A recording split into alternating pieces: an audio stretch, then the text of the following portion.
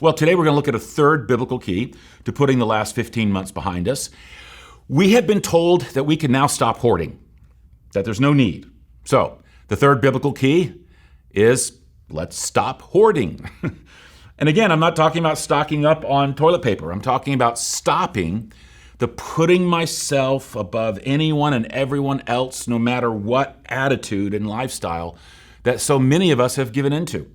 Over the last 15 months, people have turned inward, become selfish and self-absorbed. They've adopted a me-first mentality. I mean, not you, but people in general. Listen, I'll own the temptation of moving in that direction, and you probably can too. There's been little sense left to ourselves of serving others or having compassion for others. We've given into a look out for number one mentality.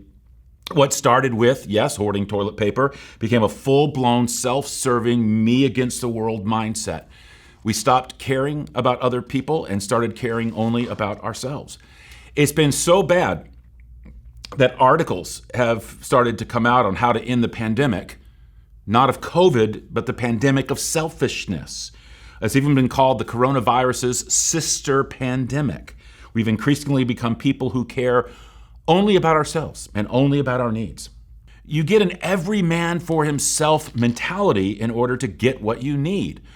The problem is how we've let that become this permanent posture toward life and other people, a me-first mentality about everything. We've assumed a posture of selfishness and self-centeredness. It's as if we've lost any sense of what it means to be sacrificial or servant-hearted, turned outward instead of inward. And that's not good. That's not good. And it's something Jesus worked very hard to eradicate out of our thinking and actions and attitudes. In fact, let me take you back to a scene between Jesus and some of his early followers, specifically the 12 men who were his first and primary students or disciples. Jesus had handpicked each one of them to be by his side, to be mentored and developed for the unleashing of his revolution on the planet through the unleashing of his church. And you can only imagine what a rush that must have been. Here Jesus was, speaking before thousands, working miracles, calling great numbers of people to his side, and these 12 men were his inner circle. So guess what they started to do? They started to jockey for position. One day as they walked along the road to where they would be staying for the night, they started whispering among themselves about who was going to be the greatest among them, who was going to be the biggest, the best, the most well-known, who was going to go the farthest, and who would be the most successful, who would have the most YouTube subscribers, the most followers on Twitter, the most likes on Instagram. Okay, I made that last one up, but you get the point. So how did that play with Jesus? It's recorded in Mark's biography of Jesus in the Bible. Let me read it. They came to Capernaum. When he was safe at home, he asked them, "What were you discussing on the road?" The silence was deafening. They had been arguing with one another over who among them was greatest. He sat down and summoned the 12. "So you want first place? Then take the last place. Be the servant of all." They didn't get it. One chapter later, when the same issue reared its head again, Jesus put it to them plainly. He said, "Whoever wants to become great among you must be your servant, and whoever wants to be first must be slave of all." And then using one of his favorite titles for himself, which was Son of Man, a name that reflected both his humanity and his divinity, that he was, God himself in human form, Jesus said, "For even I, the Son of Man, came here not to be served, but to serve others and to give my life as a ransom for many." They still didn't get it. Time and again, Jesus tried to inject this selfless serving attitude, and time and again, they either didn't get it or they didn't want to get it. Even to the very bitter end, and I do mean the bitter end, like the night before he was crucified. This was still playing itself out. But if there's any doubt how important this was to Jesus, he dealt with it again and again and again, even on that very last night. It was his final parting life lesson. So it must be a big one. Let me just read it. He got up from the meal, took off his outer clothing, wrapped a towel around his waist. After that, he poured water into a basin and began to wash his disciples' feet, drying them with the towel that was wrapped around him. Now, let me just stop there. For some of you, that's somewhat familiar territory, even if you don't have much of a church background or you don't consider yourself a Christian. There's a decent chance you've heard of that story before, Jesus washing feet, kind of like you've probably heard maybe Jesus walking on water or Jesus raising someone from the dead. Some of you with a little more background might say, oh yeah, that was the last night before he died. That was called the Last Supper for that reason. I know something about that. Well, let me see if I can bring it a bit more to life so that you can see the lesson Jesus was giving. Back in Jesus' day, they didn't have paved roads. They were mostly dirt, and people didn't wear shoes like we do now. They went barefoot or occasionally wore what we would call sandals. So the foot was still relatively exposed. Not only that, but the major form of transportation on those roads, if you weren't walking, was by donkey or camel. The roads were also used to move livestock, such as sheep. So you probably smell this coming. Literally, smell it coming. You had dirt and manure, and who knows what else wherever you walked. And if it rained, the roads were just a muddy, filthy, nasty mess. So here's what people would do. Whenever you'd go into an inn or tavern of some kind or to a friend's house for a meal or a party, there would be someone stationed at the door, and usually a paid servant. And they would have a basin of water and a towel, and they would wash and then dry your feet right at the entrance. But because people's feet were so nasty because of the reasons I just explained, it was considered one of the lowliest jobs you could possibly have. So if by some chance there wasn't a paid servant to do the job, here's the way the social protocol worked. The first person who arrived would wash their own feet and then would do it for other guests who came until someone of appropriately lower rank could be pulled into service.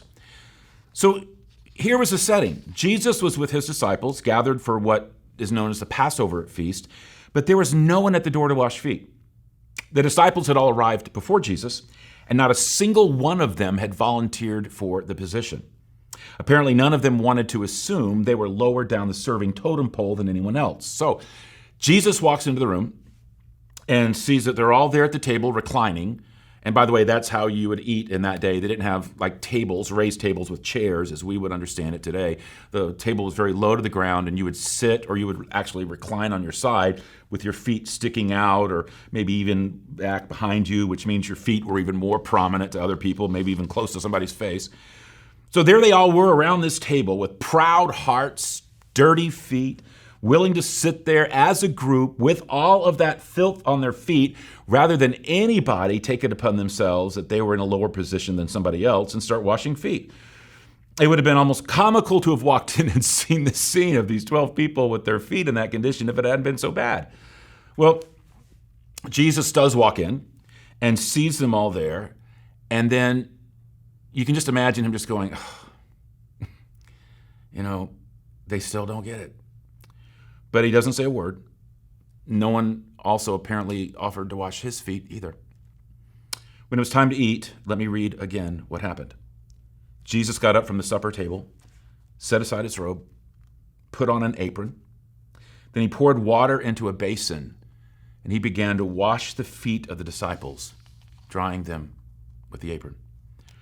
After he had finished washing their feet, he took his robe, put it back on, went back to his place at the table. And then he said, "Do you understand what I have done to you? You address me as teacher and master, and rightly so. That is what I am. So if I, the master and teacher, washed your feet, you must now wash each other's feet. I've laid down a pattern for you. What I've done, you do." Well, that seemed to finally drive it home. You and I, we're not called to selfishness. We're called to selflessness. We're not called to have our feet washed, but to wash the feet of other people. When you're living like Jesus, you're walking through life with a towel over your arm. You're not thinking about being served, but who you can serve. You're not thinking about what people can do for you. You're thinking about how you can add value to their life. Now, you might be thinking, okay, that's nice and all, but what does that do for me? I mean, what's the payoff of serving for me? Well, the short answer is that you just fell back into selfish thinking by asking that. The whole point is not what you get, but what you give. Our goal is not to be served, but to serve. We don't do it in a calculating way because there's some kind of payoff for us in the end. While what we get shouldn't be our motivation, it's okay to realize that there is a personal payoff in terms of the quality of your life. And I don't mind casting the vision for that. Most people have no idea what that payoff is. They have no idea what life on the other side of selfishness and selflessness, and sacrifice and serving is like. So let me just give you a glimpse. First, this is what gets you and keeps you in spiritual shape. It really is one of the most important spiritual workouts that you can experience. When you serve others, you give yourself away for the sake of others, you build up your faith. Think about how exercise works with your body. When you lift weights, you increase the levels of contractile proteins and connective tissues in the muscles that you exercise, making those muscles bigger than they were before. Your spiritual life works the same way when it comes to serving and caring for others, because it is through serving that you give your faith the necessary workout it needs to grow larger and stronger. The bottom line is that if you're not serving others, your spiritual life will be weak and it will be undeveloped. Second reason that unselfish living matters is because making a difference matters. And you can't make a difference in this world, much less in other people's lives, without serving people at their point of need. That's the game. I mean, that's the contest. That's where things are won or lost. Serving others is what gets you into the only game that matters. It's the way you become a player and get involved in what God is doing in this world. When you are at your best, don't you want to do more than just make money or put together a business deal or buy a dream house or take that vacation? Don't you want your one and only life to count, to do something with your life that will matter? I do. And there's only one way for that to happen. Make the investment of selfless service. And once you do, make no mistake, you will taste what making a difference is all about. I mean, all you got to do is one time see one changed life as a result of something that you had an investment in. Hear one thank you, get one brief glimpse of impact from some act of service you've done. Your life will never be the same. Well, a third reason dying to yourself and becoming alive for others matters is because it's the only way you can find and fulfill your individual life purpose. And a lot of people don't think about that this way. I've heard so many people say, oh gosh, I wish I knew what God's will for my life is. I wish I knew what my life purpose was. You do. You do. This is how the Bible puts it. God has made us what we are. He has created us in Christ Jesus to live lives filled with good works that He has prepared for us to do. You were created to take who God made you to be and put yourself into play as a selfless, sacrificial, servant-hearted athlete. And the more you put yourself into play, the more involved that you become with what God is doing in this world, and specifically what He wants to do with and through you. You know, God can't steer a parked car. So how do you get your car out of park and the driving wheel firmly in God's hands to take you on the adventure that He wants? Well, by dying to yourself, investing in selfless service to others. Selfishness keeps you on the sidelines. It doesn't even let you close to the playing field. It prevents you from fulfilling your purpose and making a difference. Selfishness keeps your car in park. Which leads to a fourth thing serving does for your life. It amplifies the degree to which you are in turn served. When you wash other people's feet, it tends to result in a lot more clean feet in the world, of course, but also a greater chance that when you need your feet washed, there's going to be somebody all too ready and willing to do it. So how do you get going on all this? It's simple. Stop hoarding. Stop being selfish, self-centered, self-absorbed. Start serving. Start washing feet. And I can get very practical with you on this. Let me give those of you who are primarily online 4 ways that you can serve right now. First, you can give. Generosity is one of the most unselfish, sacrificial acts that there is. Giving is truly a spiritual exercise because you're not keeping everything for yourself. You're giving away. When you give, for example, to what God is doing around here at Meck, man, you're giving to orphans, you're giving to widows, you're giving to the working poor, you're giving to those who are hungry and in need. You're also giving to the great revolution on this planet, which is God calling people back to himself. In other words, when you give, you're actually telling other people about Jesus and enabling people to hear about Jesus. And it's all in that little tab at the top of the page. Physically, it takes a finger, a click or two. Spiritually, it may be working a muscle you haven't used in a long time. Second, you can volunteer to serve this online campus, this whole experience that we've been sharing. If you're a Christ follower and want to serve others and consider this online campus your primary connection to this church and the way you're a part of this church, then hey, get in the game. Serve by serving this. We need people who can do graphic design, who can help with videography, who can host a chat room, who can help with the logistics of the broadcast itself, who can help with online classes and online book discussion groups. You can do any of those things no matter where you are watching from. All you have to do is volunteer. And you can do that by emailing us or surfacing in the chat room, talking to a host or a pastor. Just say, all right, I'm in. Here's some skill sets I have, or I'm just willing to do whatever. How can I serve? Well, here's the third way that you can combat how turned inward you may have become during the last few months. When and if you are ever able or willing to show up in person, plug in there and give of yourself. Right now, our in-person services are not simply limited by people hesitant to return to large in-person gatherings, vaccinated or not. We're limited by the number of volunteers that we have, particularly when those needed to serve our children. Even helping out one service a month could make the difference between an open class or a closed class. You can also make an investment in students and welcoming people and serving in the coffee and bookstore in the grounds. There are serve days that we have with our Missions 2.0 partners, such as food banks and nursing homes and orphanages and building homes for the homeless. You check out our website. You explore things through the app. You'll find so many amazingly cool opportunities to serve. So you can give. You can volunteer to serve this online experience. If you're ever able or willing to surface physically and you're in the Charlotte area, you can engage with so many serving teams and serving projects. There's one other way that you can serve. You can die to yourself and do something for somebody else. And it's meeting them at their point of greatest need, whether they're aware of it or not. You can invite someone to come and see, come and hear, come and experience all that God has to offer them, all that God could mean to them through this church. Meck will celebrate its 30th anniversary next year.